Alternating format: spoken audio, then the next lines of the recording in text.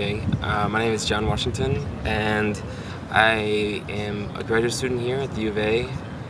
I've been living in Arizona for about 2 years, and my relationship to border politics, specifically SB 1070, started when I began volunteering with the organization No More Deaths, and I was working in Nogales, Sonora, with migrants who were recently deported. When it really came to a head for me and for many people here in Arizona and at the university was when 1070 was signed into law late April.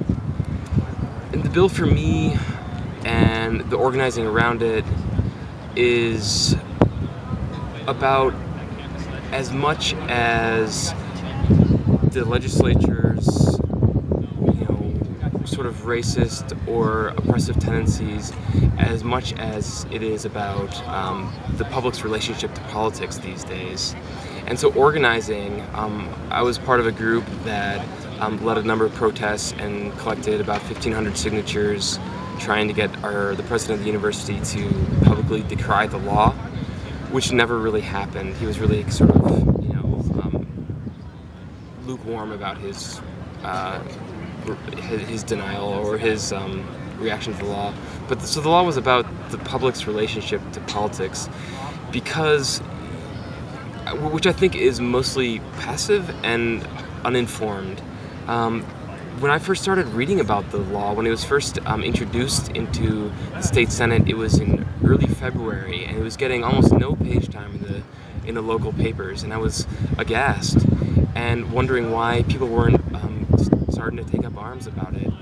And then when it was actually signed into law in late April, I emailed a couple people, other people who I know do organizing around border politics, and I said, so what's the plan? What's going on? And everyone that I asked said, I don't know. I haven't heard anything. And I said, well, what is going on? So I started emailing a couple people, and we said, we need to put something together. And we only had a week to do it or so before school let out for the summer. And it was always an uphill battle. I mean, from the start, it was not only an uphill battle, but it seemed like even most of the people that we had helping us organize, with a number of exceptions, were kind of clamping down on the brakes throughout the organizing process. And it's amazing that what I see is like a really sort of removed stance that the public takes with politics these days, and where they're not getting involved, and they're not interested to get involved either, or they take a very just passive stance against things that even ideologically or very personally they really do not agree with. And I saw that across the board, and I think organizing for me and for a couple other people that were involved was about as much as our goal of getting the president to decry the law, as much as setting some sort of stance that there's a number of students at the University of Arizona who don't agree with it. It was about just getting people involved, just sort of practicing, we can actually speak out, and we'll get a little bit of media attention, and we'll be a little bit of a voice in the community. And it's amazing. The other aspect that I saw besides the passivity was just how uninformed people were about the politics and the history of the border. Like my students, I teach freshman composition courses. My students, who I would talk to, for the most part, had no idea what was going on. Or even after there was such a huge, brouhaha in the state about this whole 1070 business this year, I asked my students, so about 1070, who knows what's going on? And one or two people raised their hands who grew up in Phoenix. And yet at the same time, they have this, I call it something like an isolated interconnectivity, where as soon as I start talking about the class being over, people take out their iPads or their cell phones, and they're texting with each other, and they're, in sort of these very isolated gossip circles, but they're not using these technologies to learn about either local or global politics. They know nothing about what's going on the border, and yet they live in a border town like Tucson.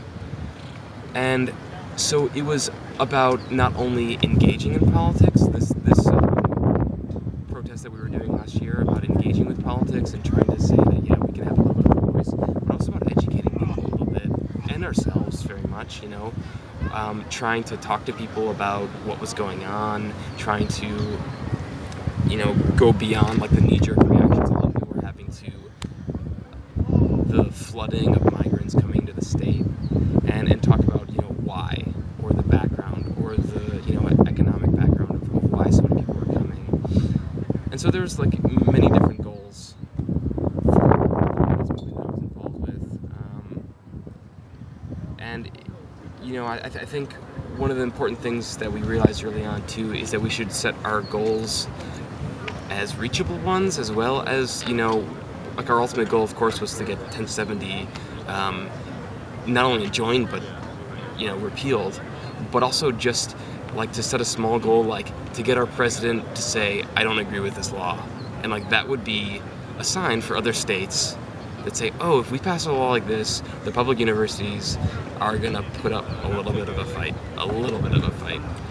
And though that didn't happen, we at least put a little bit of pressure on the president, and we got a little bit of media attention. So I think some of these smaller goals were successful. Further engagement, further education,